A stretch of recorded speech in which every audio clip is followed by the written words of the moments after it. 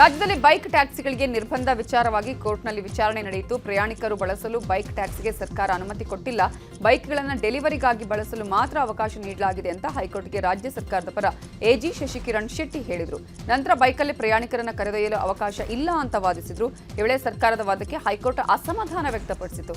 Bike taxi ಬಗ್ಗೆ ನಿಮ್ಮ ವಾದ ಏನಿದೆ ಅನ್ನೋದನ್ನ ಮಂಡಿಸಿ ನಂತರ ಸೂಕ್ತ ಆದೇಶ ಹೊರಡಿಸುವುದಾಗಿ ಹೇಳಿ ವಿಚಾರಣೆಯನ್ನ ಹೈಕೋರ್ಟ್ ಅಕ್ಟೋಬರ್ 15ಕ್ಕೆ ನಿಗದಿಪಡಿಸಿದೆ. ಬೆಂಗಳೂರಿನಲ್ಲಿ ಗುಂಡಿಗಳ ವಿಚಾರಕ್ಕೆ ಡಿಸಿಎಂ ಡಿಕೆಶಿ ಸಂಸದ ಡಾಕ್ಟರ್ ಮಂಜುನಾಥ್ ಟಾಂಗ್ ಕೊಟ್ಟಿದ್ದಾರೆ. ರಾಮನಗರದಲ್ಲಿ ಮಾತನಾಡಿದಂತಹ ಅವರು, ಗುಣಮಟ್ಟದ ಕಾಮಗಾರಿ ಮಾಡಿದರೆ ಸರಿಯಾಗಿರಲಿದೆ. ಬೆಂಗಳೂರಿನಲ್ಲಿ ಎಲ್ಲಿ ನೋಡಿದ್ರೂ ಗುಂಡಿಗಳಿವೆ. ನಾನು ಸಹ ದೆಹಲಿಯಲ್ಲಿ ಓಡಾಡಿದ್ದೇನೆ, ಆದರೆ ಎಲ್ಲಿಯೂ ಗುಂಡಿಗಳಿಲ್ಲ. ಮೂಲಭೂತ ಸೌಕರ್ಯಕ್ಕೆ ಹಣ ಖರ್ಚು ಮಾಡಬೇಕು, ಪ್ರಮುಖವಾಗಿ ಜನರಿಗೆ ಅನುಕೂಲ ಆಗೋದಕ್ಕೆ ಹಣ ಖರ್ಚು ಮಾಡಬೇಕು ಅಂತ ಗ್ಯಾರಂಟಿ ಯೋಜನೆಗಳ ಬಗ್ಗೆ ಟಾಂಗ್ ಕೊಟ್ಟರು. ಬೀದರ್ನಲ್ಲಿ ವೋಟ್ ಚೋರಿ ಹಸ್ತಾಕ್ಷರ ಅಭಿಯಾನ ಕಾರ್ಯಕ್ರಮದಲ್ಲಿ ಕಾಂಗ್ರೆಸ್ ಜಿಲ್ಲಾಧ್ಯಕ್ಷರ ವಿರುದ್ಧ ಅಸಮಾಧಾನ ವ್ಯಕ್ತ ಆಗಿದೆ. ಸಂಸದ ಸಾಗರ್ ಖಂಡ್ರೆ ಸಮ್ಮುಖದಲ್ಲಿ ಜಿಲ್ಲಾಧ್ಯಕ್ಷ ಹಾಗೂ ಕಾರ್ಯಕರ್ತರ ನಡುವೆ ವಾಗ್ವಾದ ಆಗಿದೆ. ಬಿಜೆಪಿಯ ಭಗವಂತ ಖೂಬಾ, ಸೋಮನಾಥ್ ಪಾಟೀಲ್ ಕಾಂಗ್ರೆಸ್ ಪಕ್ಷದ ವರಿಷ್ಠರ ಕುರಿತಾಗಿ ಹೇಳಿಕೆ ಕೊಡ್ತಾರೆ. ಬಿಜೆಪಿ ಜಿಲ್ಲಾಧ್ಯಕ್ಷರ ಹೇಳಿಕೆಗೆ ಕೌಂಟರ್ ಕೊಡದ ಕಾಂಗ್ರೆಸ್ ಅಧ್ಯಕ್ಷರು ಮೌನ ವಹಿಸಿದ್ದಾರಂತೆ. ಹೀಗಾಗಿ ಬಸವರಾಜ್ ಜಾವಾಶೆಟ್ಟಿ ವಿರುದ್ಧ ಕಾರ್ಯಕರ್ತರು ಅಸಮಾಧಾನ ಹೊರಹಾಕಿದರು.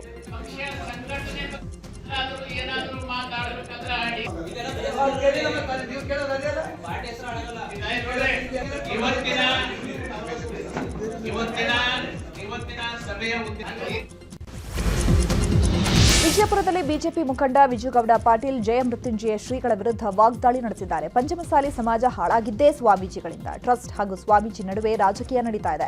ರಾಜಕೀಯ ಕಾರಣಕ್ಕಾಗಿ ವಿವಾದ ನಡೀತಾ ಇದೆ. ಸ್ವಾಮೀಜಿಗಳು ಮೊದಲು ಹೇಗಿದ್ರು ಹಾಗೇ ಇದ್ರೆ ಒಳ್ಳೆಯದು. ರಾಜಕೀಯ ನಾಯಕರ ಬೆನ್ನತ್ತಿ ಸ್ವಾಮೀಜಿ ರಾಜಕೀಯ ಮಾಡ್ತಾ ಇದ್ದಾರೆ. ಮೊದಲು ಒಬ್ಬರನ್ನ ಬೆಂಬಲಿಸಿದ್ರು, ಅವರನ್ನ ಬಿಟ್ಟು ಮತ್ತೊಬ್ಬರನ್ನ ಬೆಂಬಲಿಸಿದ್ರು, ಈಗ ಮತ್ತೊಬ್ಬನ ಜೊತೆಗೆ ಹೋಗ್ತಿದ್ದಾರೆ. ಇದೆಲ್ಲ ಸ್ವಾಮೀಜಿಗಳಿಗೆ ಯಾಕೆ ಬೇಕು ಅಂತ ಪ್ರಶ್ನಿಸಿದ್ರು.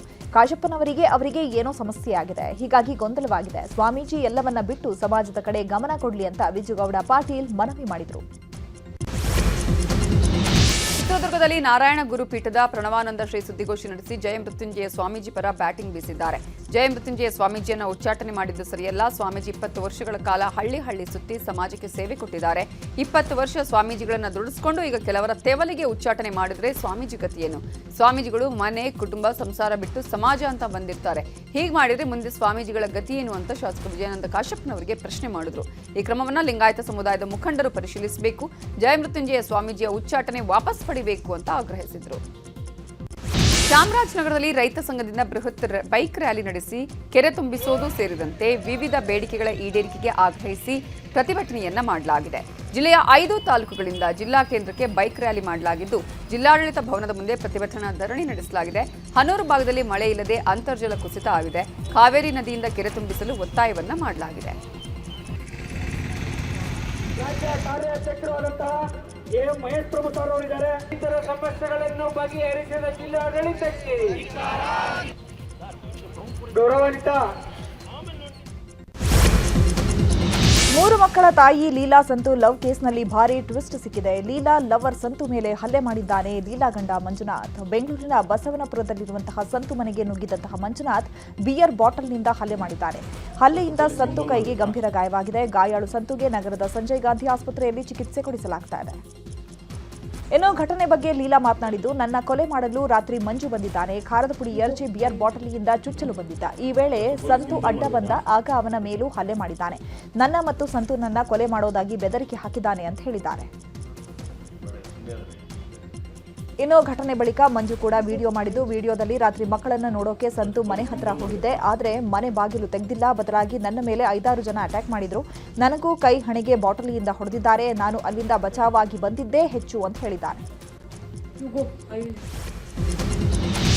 ಯೂಟ್ಯೂಬರ್ ಮುಕುಳಪ್ಪ ಹಾಗೂ ಗಾಯತ್ರಿ ವಿಡಿಯೋ ಬಿಡುಗಡೆ ಬೆನ್ನಲ್ಲೇ ಗಾಯತ್ರಿ ತಾಯಿ ಶಿವಕ್ಕ ಮಾಧ್ಯಮಗಳಿಗೆ ಮಾತಾಡಿದ್ದಾರೆ. ಧಾರವಾಡದಲ್ಲಿ ಮಾತನಾಡಿದವರು, ಲವ್ ಜಿಹಾದ್ ಆಗಿದೆ, ಇಲ್ಲದಿದ್ದರೆ ನಾವು ಭೇಟಿಯಾದಾಗ ನಮ್ಮ ಮಗಳ ಕೊರಳಲ್ಲಿ ತಾಳಿ ಇರಲಿಲ್ಲ, ಹಣೆಯಲ್ಲಿ ಕುಂಕುಮ ಇರಲಿಲ್ಲ, ಕೈಗೆ ಮೆಹಂದಿ ಹಚ್ಚಿದ್ರೂ ಸಹ ಅದು ನಿಮ್ಮ ಭಾಷೆಯಲ್ಲಿದೆ. ನಮಗೆ ಸಂಕಟ ಆಗ್ತಿದೆ. ಇಷ್ಟು ದಿನ ಹೆತ್ತು ಹೊತ್ತು ಸಾಕಿದ್ದೇವೆ, ದಯವಿಟ್ಟು ಅವಳನ್ನು ಬಿಟ್ಟುಬಿಡು, ಇಲ್ಲದಿದ್ದರೆ ಏನಾಗ್ತೀಯೋ ದೇವರಿಗೆ ಗೊತ್ತು ಅಂತ ಹೇಳಿದ್ದಾರೆ.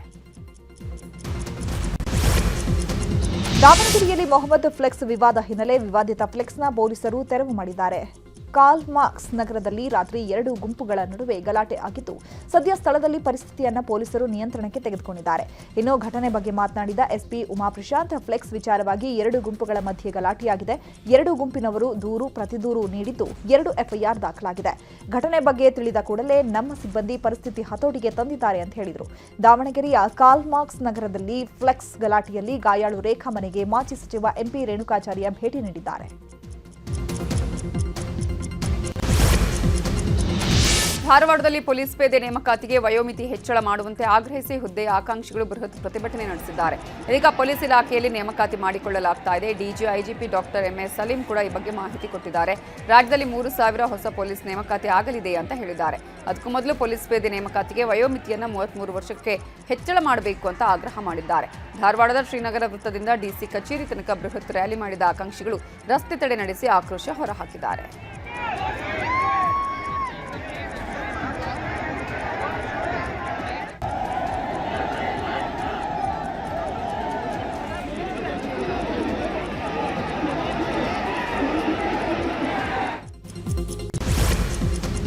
ಕೊಪ್ಪಳದ ಗಾಂಧಿನಗರದಲ್ಲಿರುವ ಸರ್ಕಾರಿ ಶಾಲೆಯ ದುಸ್ಥಿತಿ ಬಗ್ಗೆ ನ್ಯೂಸ್ 18 ವಿಸ್ತಾರವಾದ ವರದಿ ಬಿತ್ತರ ಮಾಡಿತ್ತು. ವರದಿ ಬೆನ್ನಲ್ಲೇ ಎಚ್ಚೆತ್ತ ಡಿಡಿಪಿಐ ಸೋಮಶೇಖರ್ ಗೌಡ ಶಾಲೆಗಳ ಕೊಠಡಿ ನಿರ್ಮಾಣಕ್ಕೆ ಮುಂದಾಗಿದ್ದಾರೆ. ಈ ಕುರಿತು ನ್ಯೂಸ್ 18 ಜೊತೆ ಮಾತನಾಡಿದ ಅವರು, ಶಾಲೆಯ ಶಿಥಿಲಾವಸ್ಥೆ ದುರಸ್ತಿಗಾಗಿ ಜಿಲ್ಲಾ ಪಂಚಾಯಿತಿ ಸಿಇಒಗೆ ಮನವಿ ಮಾಡಿದ್ದೇವೆ. ದುರಸ್ತಿ ಕಾಮಗಾರಿಗೆ ಸಿದ್ಧಪಡಿಸಲಾಗಿದೆ. ಈ ವರ್ಷವೇ ಶಿಥಿಲಾವಸ್ಥೆ ಹೊಂದಿದ ಶಾಲೆಗಳನ್ನು ದುರಸ್ತಿ ಮಾಡಲಾಗುವುದು ಅಂತ ಭರವಸೆ ನೀಡಿದ್ದಾರೆ.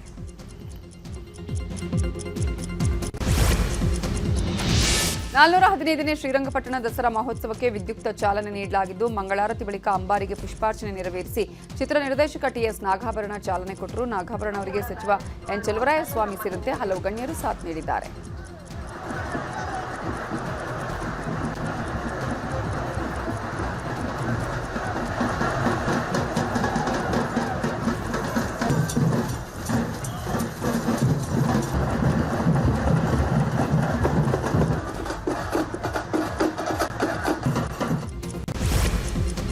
ವಿಶ್ವವಿಖ್ಯಾತ ಮೈಸೂರು ದಸರಾ ಮಹೋತ್ಸವ ಅದ್ದೂರಿಯಾಗಿ ನಡೀತಾ ಇದೆ. ಇತ್ತ ಮಹಿಳಾ ದಸರಾ ಉಪಸಮಿತಿ ವತಿಯಿಂದ ಮಹಿಳೆಯರಿಗೆ ವಾಕಥಾನ್ ಆಯೋಜನೆ ಮಾಡಲಾಗಿತ್ತು.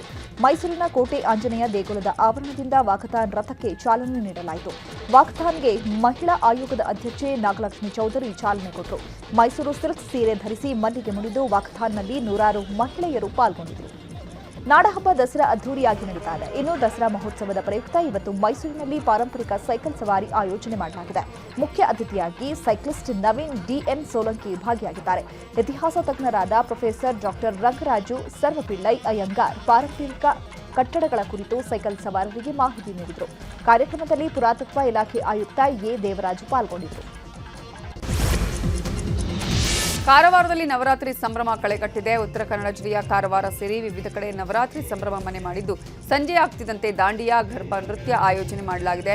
ನೂರಾರು ಸಂಖ್ಯೆಯಲ್ಲಿ ನೃತ್ಯದಲ್ಲಿ ಮಹಿಳೆಯರು ಪುರುಷರು ಭಾಗಿಯಾಗಿದ್ದಾರೆ.